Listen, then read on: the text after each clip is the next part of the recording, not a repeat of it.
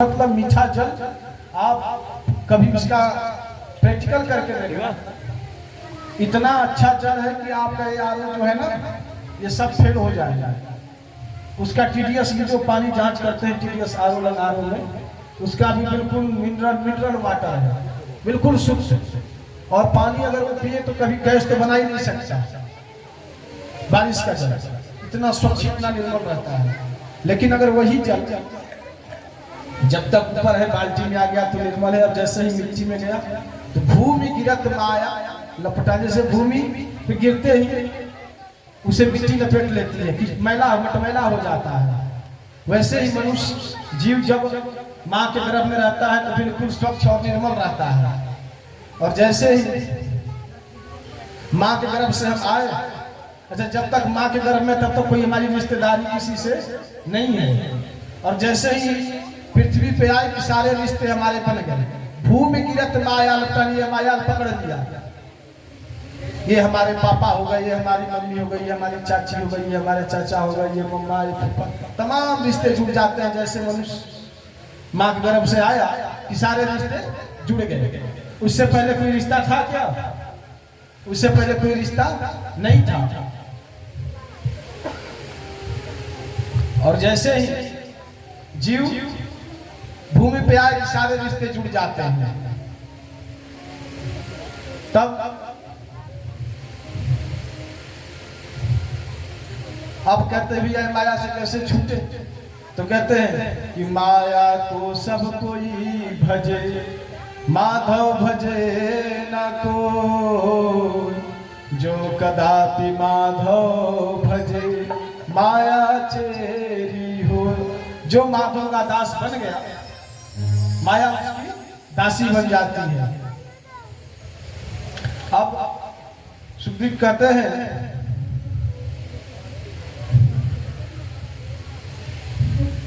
कि जवाब देते हैं कि मानव का परम धर्म क्या है। पहला प्रश्न था कि मानव का परम धर्म क्या है। मानव का परम धर्म है भगवान के चरणों में प्रीति होना, कृष्ण के चरणों में प्रीति होना। यह सर्वप्रथम मानव का धर्म है। और प्रीति ऐसे होना चाहिए बिल्कुल निर्मल निष्काम। लेकिन निष्काम तो हम हो ही है ही नहीं। मंदिर कब जाते हैं? जब कोई समस्या खड़ी होती है तो भगवान के पास जाते हैं, भोले बाबा एक लोटा जल गिराए, जय हो प्रभु दया करो हमारा ये काम हो जाए, आपको फिर दूध से स्नान कराऊंगा, आपका रुद्राभिषेक कराऊंगा। उसके पहले भगवान याद नहीं आते। कहते हैं कि दुख में सुमिरन सब करे, सुख में करे न को, जो सुख में सुमिरन करे फिर दुख का को। तो दुख में तो हम सुमिरन करते हैं भगवान का, जय श्री राम हरे कृष्णा हे प्रभु दुख से दूर करो। और जैसे ही दुख से दूर हुए फिर भगवान को हम भूल जाते हैं। तो कहते हैं कि दुख में सुमिरन सब करो, सुख में करे ना को, और जो सुख में सुमिरन करे फिर दुख काहे को हो। तो भगवान भी जब याद आते हैं, जब समस्या आती है, जब कष्ट होता है तो भगवान याद चलो भैया मंदिर में चलो, शनिदेव का जल, शनिदेव को तेल चढ़ाओ, नौ दुर्गा करो, शंकर जी को सोमवार को जल चढ़ाओ। अच्छा एक चीज हो, भगवान को हम दिन में बांट दिए हैं। हम मध्य प्रदेश थे, वहां एक हो रहा था तो कोई माता जी इलाहाबाद की, प्रयागराज की, कोई व्हाट्सएप नंबर से हमारा नंबर लेके कॉल की कि महाराज जी में बड़ा परेशान रहती हूँ, ऐसा वैसा। तो हमने कहा भाई क्या बात है? माता जी तो बोली कि ऐसा है कि महाराज जी मैं बहुत परेशान रहती हूँ, हमारे पति देव सुनते नहीं हैं। हमने कहा घर में पूजा पाठ करती है? बोले हाँ पूजा पाठ तो करती हूँ। किसका पूजा पाठ करते हैं? बोले मैं सबका पूजा पाठ करती हूँ। मैं किसका पूजा पाठ करती हूँ? तो गिनाने लग गए। बोले सोमवार को शंकर जी को, मंगलवार को हनुमान जी को, बुधवार को गणेश जी को, बृहस्पतिवार को विष्णु भगवान को, शुक्रवार को लक्ष्मी जी को, शनिवार के दिन शनि देव का, रविवार के दिन सूर्य भगवान का। जब सारे देवता घर में बैठा रखे तो फिर कहाँ से समस्या आ गई? राधे राधे। जब सारे देवता घर में ही बैठे तो फिर समस्या कहाँ से आ गई भैया? अरे शंकर जी बैठे, हनुमान जी बैठे, गणेश जी बैठे, तो फिर समस्या कहाँ से आ गई? हमने कहा माता जी किसी एक की पूजा करो, ये दुनियादारी छोड़ो। तो मंदिर इसलिए नहीं जाए कि हमें कुछ चाहिए, मंदिर तो इसलिए जाए कि मंदिर जाना हमारा धर्म है। अच्छा एक बात और बता दो, मंदिर जाने से क्या फल मिलता है? भगवान कहते हैं गीता में कि सन्मुख हो जीव मोहि जबहि आ जन्म कोटि अघनासहि तबहि। जब जीव मनुष्य जब मंदिर में जाता है भगवान के सन्मुख,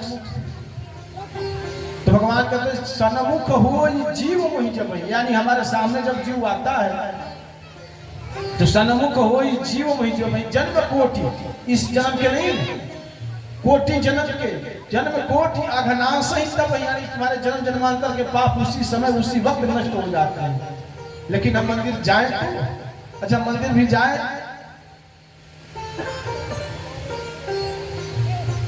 बड़ा विचित्र बात है। मंदिर तो गए,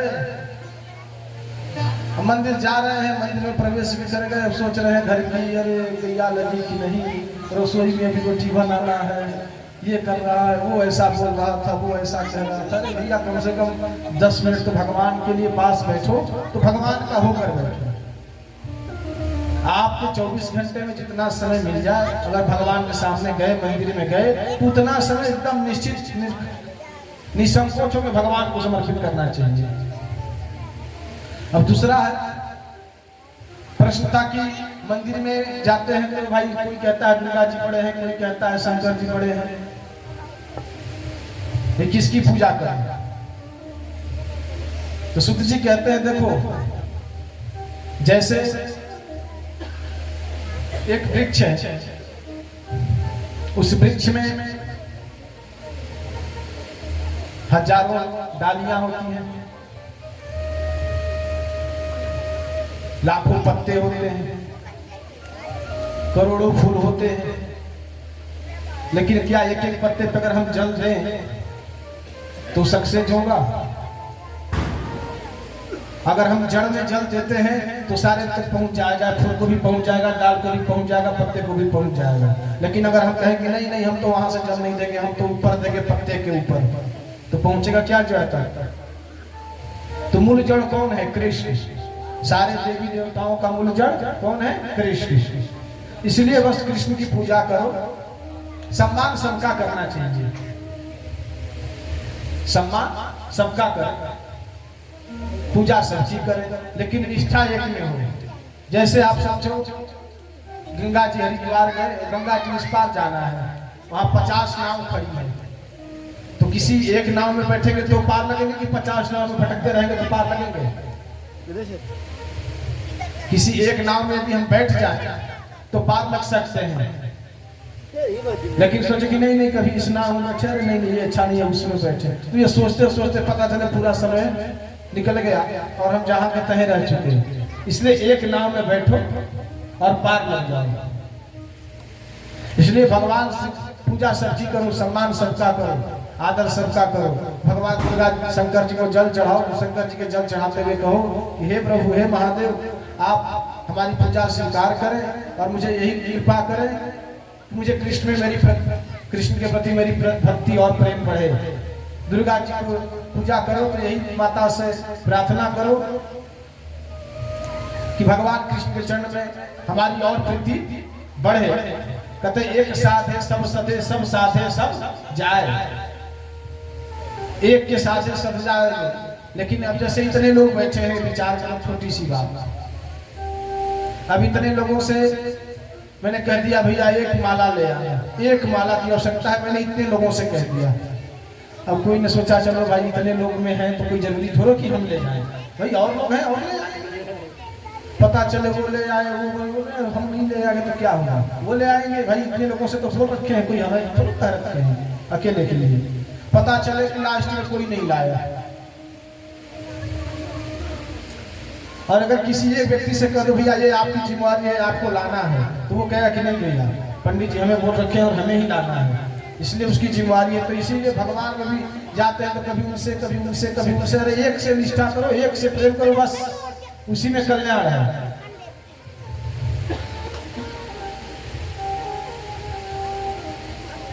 भगवान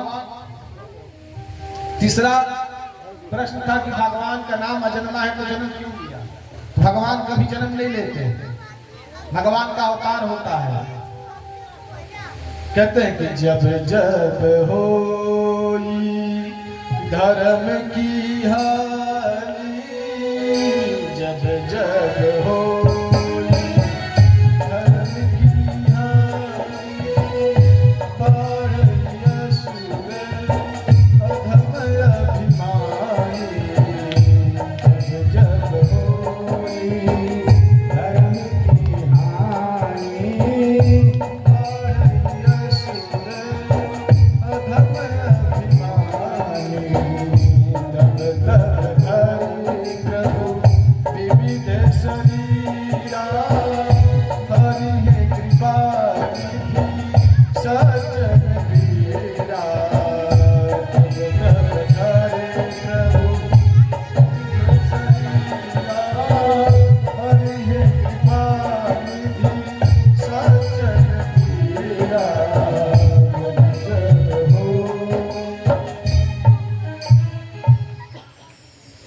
तो जब जब धर्म का हानि होता है, भगवान धर्म की स्थापना के लिए भगवान का अवतार लेते हैं। जैसे भगवान बंद हो जाओ लाइन है करेंट, इसका कोई रंग बता सकता है? लाल है या पीला है या हरा है या काला है, मोटा है कि पतला है कि दुबला है, कोई बता सकता है इसका आकार?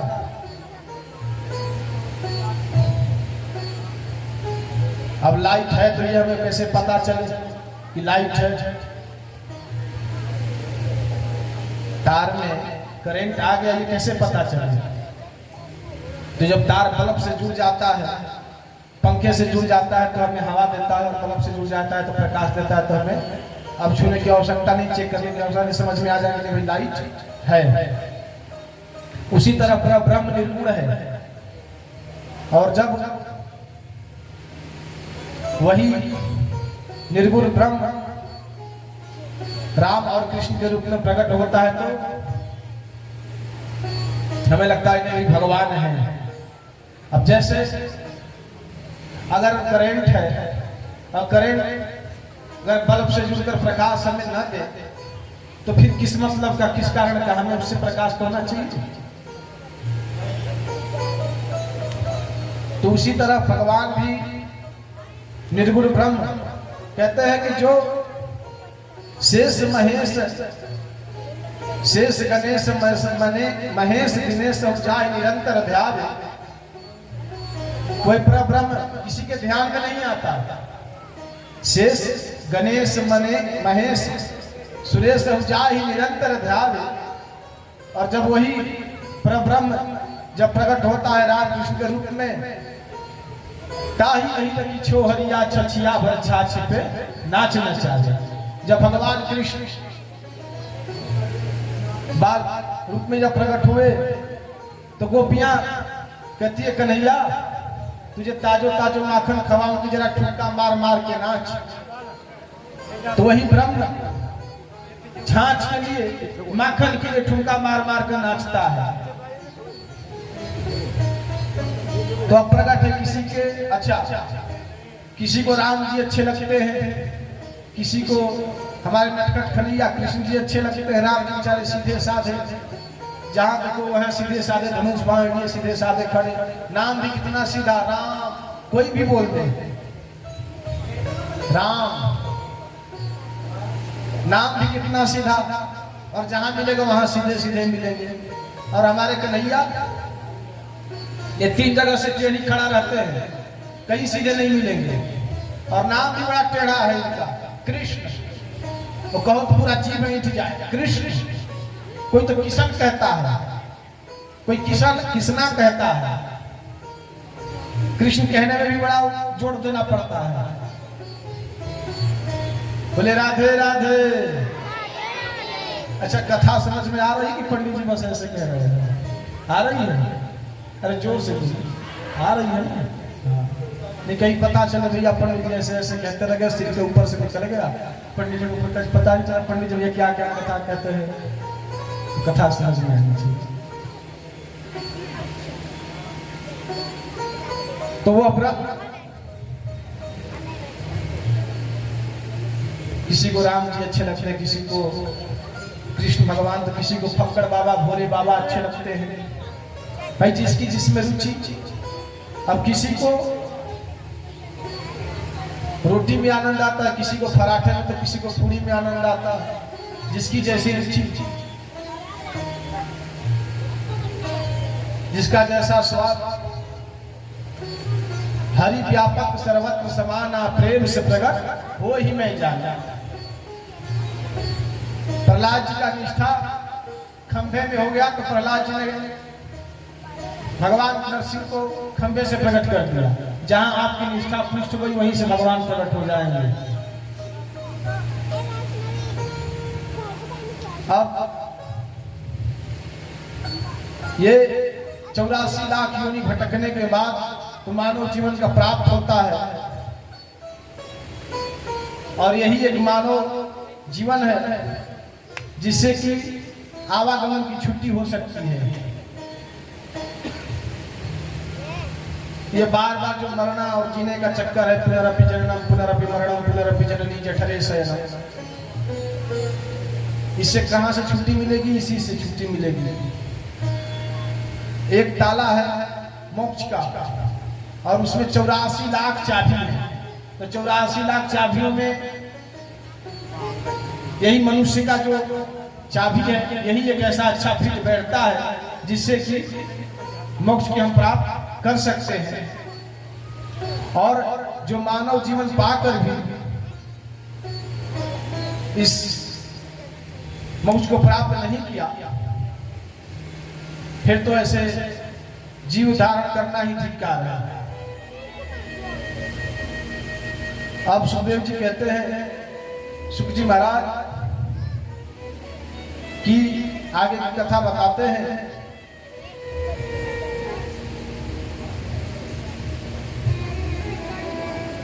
कहे सोनक जी ने कि बताइए वेदों व्यास जी ने भागवत की रचना क्यों किया? तो सुख जी कहते हैं कि अच्छा, बहुत बढ़िया प्रश्न किया आपने। सुनो, नारायण के पुत्र है ब्रह्मा, ब्रह्मा के पुत्र है वशिष्ठ, वशिष्ठ के पुत्र है शक्ति, और शक्ति के पुत्र है पराशर, और पराशर के पुत्र है वेदव्यास जी महाराज। वेदव्यास जी का जब जन्म हुआ तो वन में जाने लगे, जन्म लेते ही वो भी। तो उनकी माता सत्यवती ने कहा, बेटा तुम चले जाएगा तो मैं अकेले कैसे रहूंगी? तो उसने कहा कि माँ आप चिंता ना करो, जब आप इस बालक को याद करेंगे, बालक आपके सामने हाजिर हो जाएगा। व्यास जी महाराज गए उत्तराखंड बद्रीनाथ में, एक छोटी सी गुफा बनाई और उसमें ध्यान करने लग गए। जैसे ही ध्यान में बैठे तो देखे कि सारी दुनिया नाच रही है, नाचना गाना खाना पीना, इसी में सारी दुनिया समय व्यतीत कर रही है। उन्होंने सोचा ऐसे जीवों का कैसे कल्याण हो, तो एक वेद से 4 वेद किए, ऋग्वेद, यजुर्वेद, सामवेद तथा अथर्ववेद, ये 4 वेद किए। फिर भी मन को शांति नहीं मिली, तो उन्होंने 17 पुराण लिख डाला, एक एक करके 17 पुराण लिख डाले। उसके बाद भी मन को शांति नहीं मिली। बोले अब क्या करें? तब तक नारद जी आ रहे थे, तो व्यास जी के मन में कान में सुनाई पड़ा, श्रीमन नारायण नारायण श्रीमन नारायण नारायण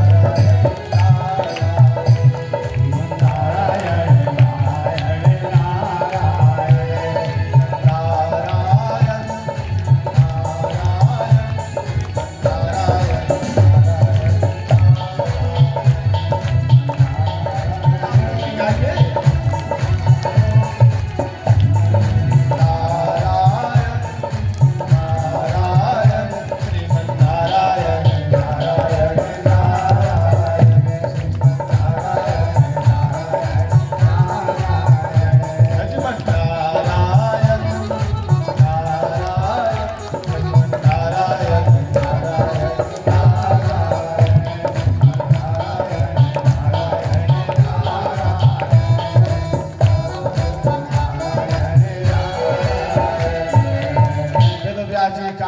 पड़ा श्रीमन नारायण नाम से कीर्तन सुनाई पड़ा।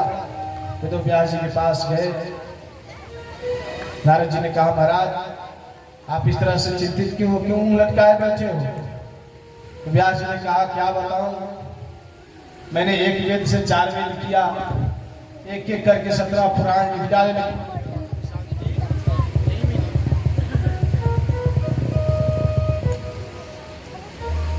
तो क्या करें समझ में नहीं आता है।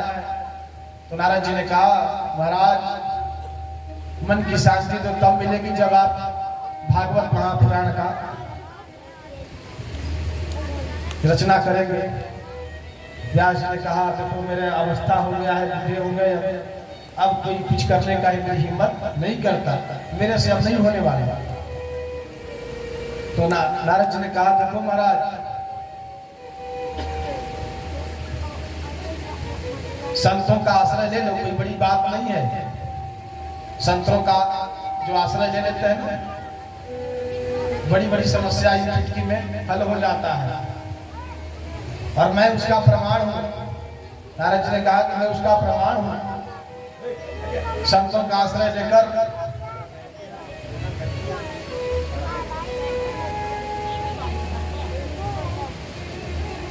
लेने से मैं दासी पुत्र था। पिछले जन्म में नारद जी अपनी बात बता रहे कि मैं दासी पुत्र था। मेरी मां निशांत दासी थी। मेरे पिताजी मेरे जन्म के बाद उनका देहांत हो गया। मैं छोटा सा बालक था गोदी में। भाई पालना तो पड़ेगा, माँ तो माँ होती है। अच्छा आजकल के बच्चों को अगर संस्कार पूछो कि संस्कार क्या है तो वो जानते नहीं क्या संस्कार है, कौन सा संस्कार। संस्कार का मतलब जानते ही नहीं है। वो संस्कार चैनल वाले जान जाते हैं तो संस्कार चैनल आता है। बोलिए राधे राधे राधे।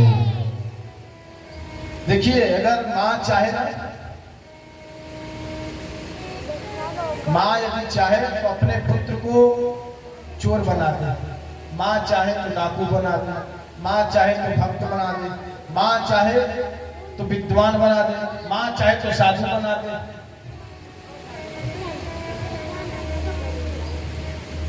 अब आज के बच्चों को संस्कार नाम का तो कोई ज्ञान नहीं कि संस्कार होता क्या है। बोले संस्कार कौन सा शब्द है भी आप जानते नहीं संस्कार किसे कहते हैं। संस्कार देखिए एक मर्यादा होती है। और ये बहुत अच्छा लगा यहाँ छोटे छोटे बच्चे भी आके कथा श्रवण कर रहे हैं, क्योंकि बच्चों को भी श्रवण कराना चाहिए कथा।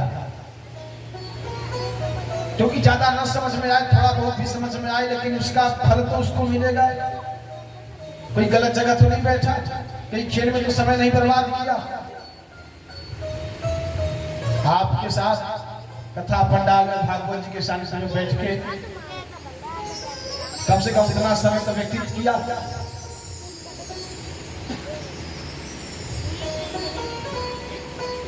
अच्छा बच्चों का भी बड़ा कथा में योगदान रहता है। हम कथा कर रहे थे एक जगह शायद गुजरात में, तो कथा इतनी होती कि याद नहीं रहता। तो एक थे बड़े बुजुर्ग थे, तो अपनी पोता लेकर आते थे साथ में, और आए ऐसे सामने हमारे मंच के सामने बैठ जाए। सोफा लगा था और सोफे में बस ऐसे आए ना, 10-5 मिनट के बाद बैठे बैठे सो जाए। अब सामने वाला व्यक्ति सोए व्यास जी के, तो फिर व्यास जी का दिमाग कहाँ है भाई। जागते रहो देखते रहो तो फिर अच्छा लगता है। अब वो आए और सो जाए, और पोता था साथ में, वो बैठे रहे खेलता रहे, ऐसे कथा श्रवण करता रहे। एक दिन तो पूरा ऐसे निकल गया। दूसरा दिन भी मैंने देखा वही स्थिति। तीसरा दिन हमने जैसे ही मंच से उतरा, हमने कहा बोल बच्चा कुछ नहीं इधर आया। हमने कहा बेटा ये दादाजी को थोड़ा जगा दिया करो। नहीं क्यों? दादाजी हमें टॉफी देते हैं। हमने कहा अच्छा। हमने 10 रुपये निकाल के दे मेरे लिए से टॉफी खरीद लेना, लेकिन कल से दादाजी को सोने नहीं देना। बोला ठीक है। कल बैठे तीसरे दिन जैसे ही दादाजी नींद आई खोदना शुरू कर दिया। बोले राधे राधे। जैसे ही दादाजी ऐसे कर तो खोद दिए। दादाजी अरे क्या कर रहा है? हम बढ़ा देते तो मतलब फिर जब वो तीसरे दिन तो खोदता रहा, उनको सोने नहीं दिया, जब नींद आए तब खोदते। तो बच्चों का भी बड़ा योगदान रहता है, उन्हें 4 दिन सोने ही नहीं दिया।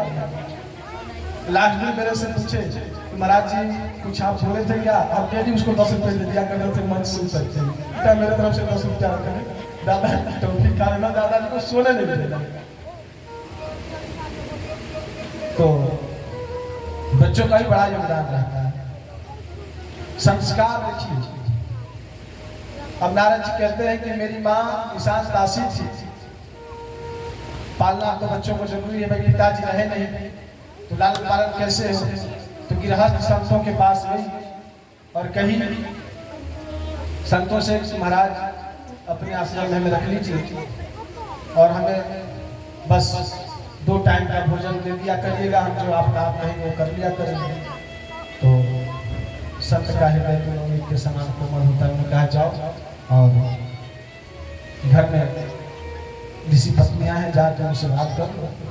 ऋषि पत्नियों के पास गई मेरी माँ और कही कि हमें काम दे दो, हमें 2 वक्त की रोटी चाहिए। ऋषि पत्नियों ने कहा ठीक है बहन, तुम खूब आराम से रहो, कोई दिक्कत नहीं, गाय पी के लाना और झाड़ू पोछा कर देना, बाकी कोई दिक्कत नहीं, दोनों टाइम के साथ खाओ। अब चातुर्मास का दिन आया, भाई संतों के यहाँ तो दिन रात भजन कीर्तन चलता रहता है।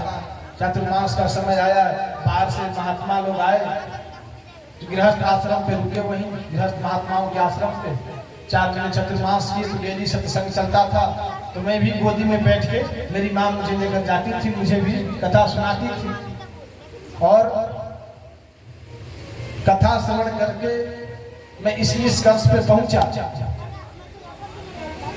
कि मोह निशासन सोह निहारा, मोह निशाचर सोह निहारा, देखत स्वप्न अनेक प्रकारा, मोह निशाचर सोह निहारा,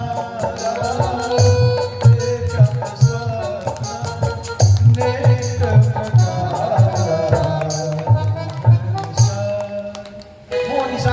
सोया हुआ सब देखते हैं, अरे हम तो ये हो जाए वो हो जाए, ऐसा हो जाए ऐसा हो जाए। तो बच्चों को संस्कार शुरू से ही देना चाहिए। अब जो हरा बांस है, अगर कोमल वो बांस की जो डंटी होती ना, उसको आप जैसे झुकाओ वैसे झुक जाएगा, लेकिन अगर वही बांस सूख गया तो झुकेगा क्या? टूट जाएगा, लेकिन झुकेगा नहीं। इसलिए बच्चों को बचपन से ही संस्कार देना चाहिए। माता पिता का कर्तव्य बनता है कि जैसा हम करेंगे वैसा बच्चा देखेगा और जैसा देखेगा वैसा करेगा। एक दृष्टांत आता है कि एक पति पत्नी थी, तो सास थी, ससुर तो थे नहीं। तो सास बेचारी बाहर, घर के बाहर खाट पे लेटा देती थी, बेचारी दम्मा का मरीज खोड़ के हर समय करती रहती। बोले चल घर के बाहर उधर रहे, दिन भर कपार खाती रहती है, ढांसती रहती है और भोजन दे तो वो मिट्टी का जो आता है ना, कढ़ैया क्या बोलते हो उसको, आप लोग भाषा में जो बोलते हो, मिट्टी का जो आता है ना, उसी में भोजन दे, बर्तन में नहीं दे, क्योंकि बर्तन में तो बीमारी फैले। घर में एक लड़का था 8-10 साल का, वो देखता था कि मेरी माँ मेरे दादी के साथ क्या व्यवहार कर रही है। घर के बाहर खाट पे रख दी और वही मिट्टी को धो दे और उसी में फिर खाना दे दे, ले बुढ़िया खा ले।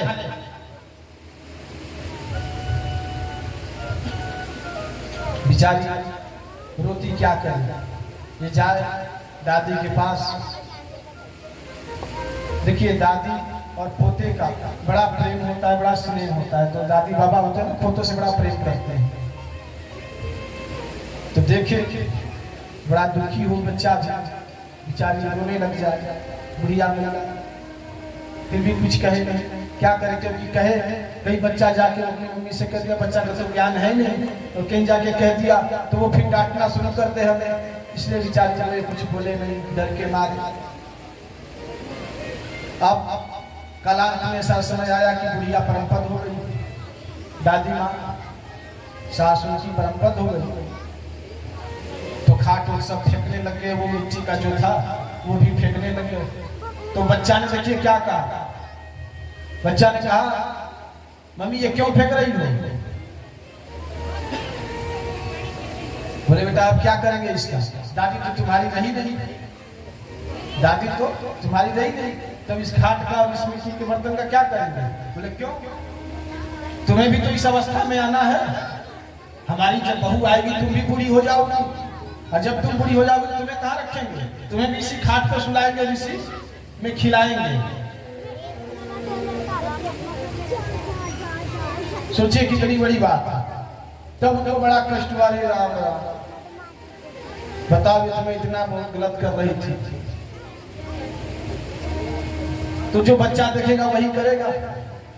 तो बच्चों का संस्कार पहले से ही करना देना चाहिए। अब आजकल सास ससुर और बड़ों का सम्मान करना ही लोग भूल गए हैं। घर में जो बड़े हैं उनका सम्मान करना चाहिए, उससे देखिए घर की वृद्धि होती है, लक्ष्मी की प्राप्ति होती है। और जो जिस घर में कलह रहता है ना, उस घर से लक्ष्मी दुष्ट होकर चली जाती है। इसलिए बच्चों को अच्छा संस्कार देना चाहिए, माता पिता का सेवा करना चाहिए।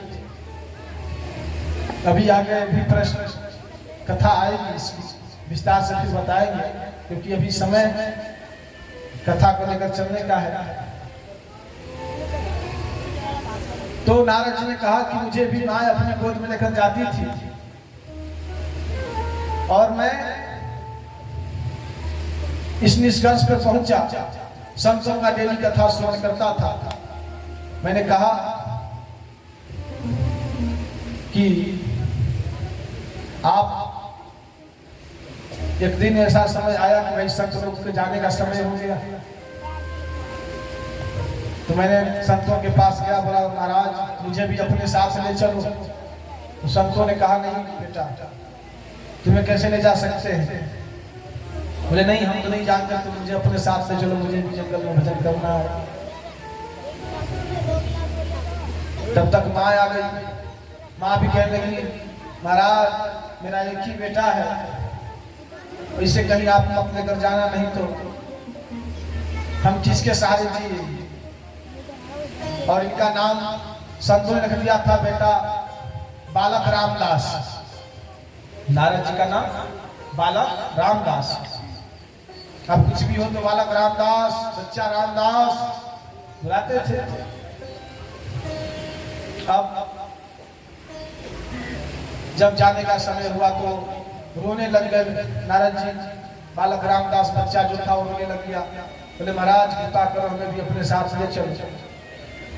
और माँ भी रो रही है कि नहीं इन्हें लेकर मत जाना, हम किसके सहारे जिएगी, एक ही लड़का है।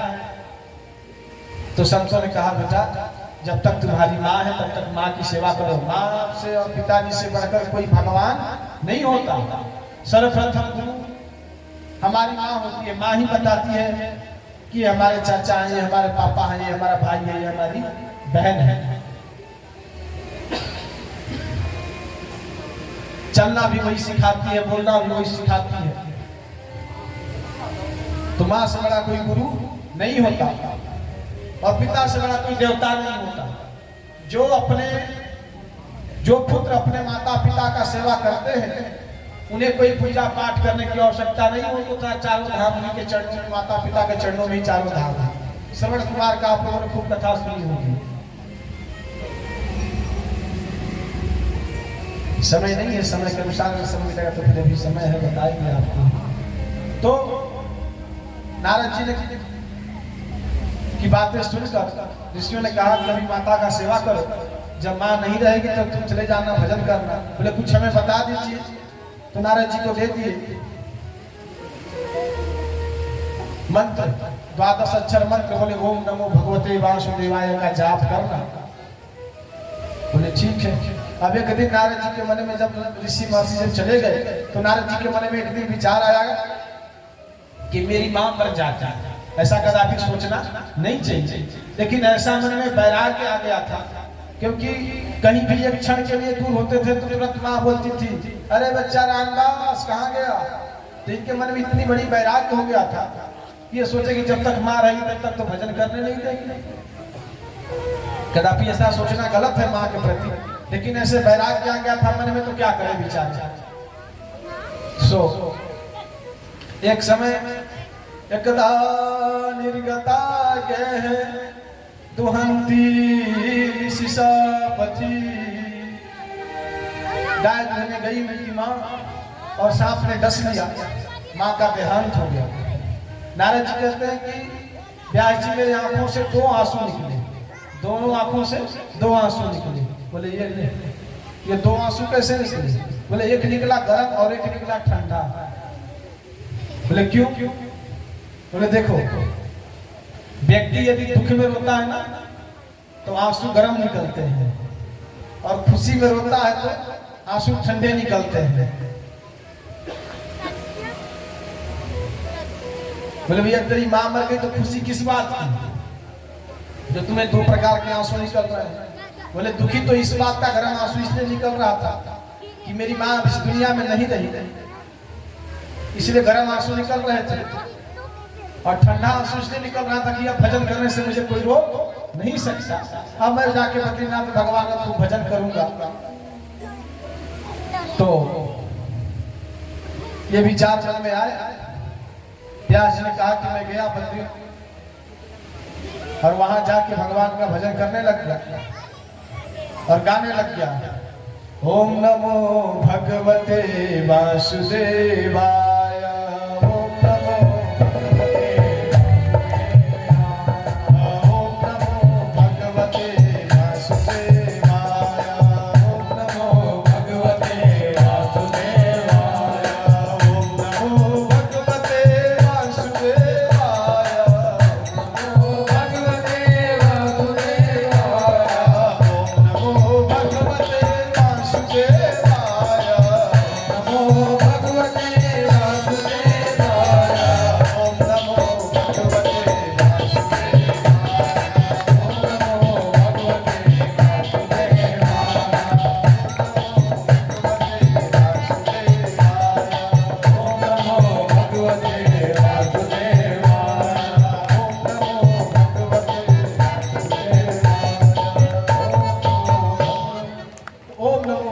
वासुदेवाय का भजन कीर्तन करने लग गए।